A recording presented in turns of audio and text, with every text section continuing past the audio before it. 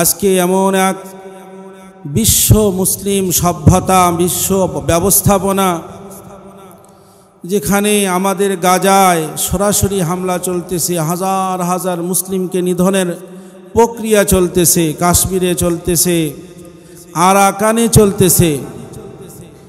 এরকম মুসলিম অধ্যুষিত এলাকায় মুসলিম নিধনের চেষ্টা চলতেছে। অপরদিকে মুসলিম কান্ট্রিতে বর্তমান গতকালই ডোনাল্ড ট্রাম্প আসছেন, তার জন্য কাতারে এবং সৌদিতে যে সম্মাননা তাদেরকে দেওয়া হয়েছে, এরকম একটা গাজার 6 মাসের খাবার ভালোভাবে হয়ে যাবে, আরাকানের 6 মাসের খাবার হয়ে যাবে।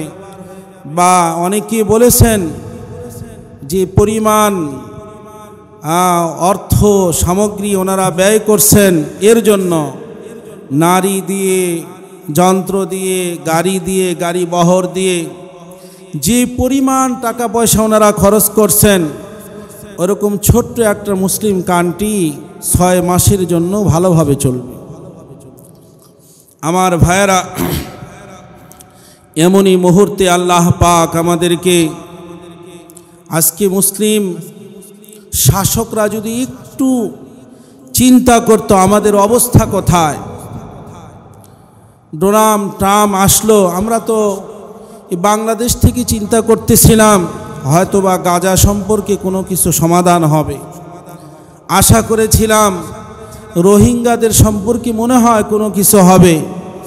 যেহেতু আমাদের ডক্টর ইউনূস সাহেব উনি জাতিসংঘে গিয়ে এই সম্পর্কে আলোচনা করেছেন, ফিলিস্তিন সম্পর্কে আলোচনা করেছেন এবং আমাদের রোহিঙ্গা মুসলিম সম্প্রদায় সম্পর্কে আলোচনা করেছেন, আমরা আশাবাদী ছিলাম যে হয়তোবা এই আলোচনাও চলবে।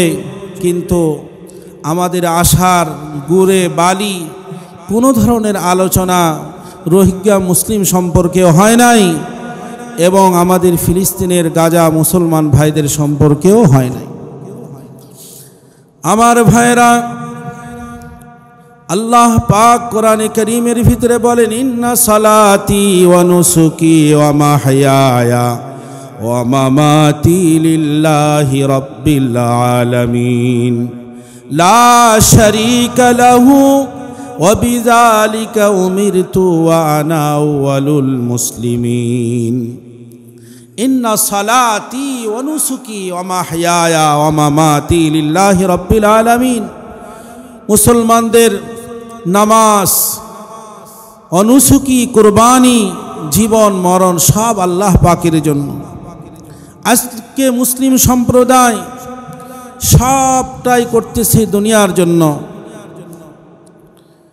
আজকে কি পরিমাণ আমাদের বাপ দাদারা, আমাদের পিতৃপুরুষরা, আকাবিররা, সাহাবা, তাবেঈন, তাবে তাবেঈন, আইম্মায়ে মুজতাহিদিন, সালফে সালেহিন, গাউস কুতুব, পীর আউলিয়ারা কিভাবে দ্বীনের জন্য মন্থন করেছেন, দ্বীনকে সামনে রেখে কি পরিমাণ কষ্ট আর মুসিবত বরদাস্ত করেছেন। যদি আমরা চিন্তা করি, চিন্তার সময়টুকু আমরা পাই না, চিন্তার সময়টুকু পাই না, শেষ হয় না, চিন্তা করে শেষ করা যায় না কি পরিমাণ মেহনত করেছেন, মুজাহাদা করেছেন। এই জন্য আরব শাসকদের প্রতি উদাত্ত আহ্বান, এনারা যদি একটু মুসলমানদের জন্য কিছু, আজকে আরব সাগর ব্যবহার করার জন্য দিচ্ছে, ওই লোহিত সাগর, আরব সাগর ব্যবহার করিয়া যুদ্ধ জাহাজগুলো, সেই আমেরিকার যুদ্ধ জাহাজগুলো ইরানের কাছে আসতেছে। ইরান মুসলিম কান্ট্রি এদেরকে এক ধরনের বয়কট করে রাখছে। বিশ্ব অর্থ তাদের কাছে, বিশ্ব অস্ত্র তাদের কাছে। আজকে আমাদের অবস্থাটা পুরা দুনিয়া কেন্দ্রিক হয়ে গেছে। কাতারের মতো দেশ, অন্য অন্য দেশগুলো সবাই কেমন জানি মুসলমানের চিন্তায় নাই, শুধুমাত্র নামে খোলসের মতো ইসলাম নিয়ে আসে, ভিতরে ভিতরে ইসলামের জঘন্যতম দুশ্মনে পরিণত হচ্ছে। প্রতিটা মুহূর্তে তারা ইসলামের ক্ষতি করার পায়ে তারা চলতেছে। তাদের যে চুক্তিগুলো, পররাষ্ট্র চুক্তিগুলো, সব আমাদের দ্বীন ধ্বংস করার চুক্তি, ইসলাম ধ্বংস করার চুক্তি। এই জন্য ভাইরা, আমরা আমাদের এই বাংলাদেশের মুসলিম সম্প্রদায় এখান থেকে আমরা কি করব। আমরা ঘৃণার চোখে দেখব, যতটুকু পারা যায় আমাদের চিন্তা চেতনা রাখবো, সজাগ রাখবো। আমরা ঘৃণার চোখে দেখব, আমাদের লিখনির মাধ্যম দিয়ে, আমাদের বয়ানের মাধ্যম দিয়ে আমরা বলতে থাকব। আল্লাহ পাক তো এক সময় তাদের জেহেন খুলে দিবে যে বাংলাদেশের এই কোণা থেকে, আফগানিস্তানের মতো একটা দেশের কোণা থেকে এক আফগান খতিব, উনি আরবিতে বক্তৃতা দিয়েছেন। ওনাদের টনক লড়ে গেছে যে আমরা আরব দেশ, সাহাবায়ে কেরামদের দেশ, কোথায় আফগান, ওখান থেকে আরবি খুতবা দিচ্ছে এবং সেখানে আরব শায়েখদের বিভিন্নভাবে সমালোচনা করা হয়েছে, কিছুই করতে পারে নাই, বরং অনেক নতুন মডেলের নতুন আরবের শায়েখরা ওনারা খুশি হয়েছেন এই সমস্ত আলোচনা পর্যালোচনার কারণে।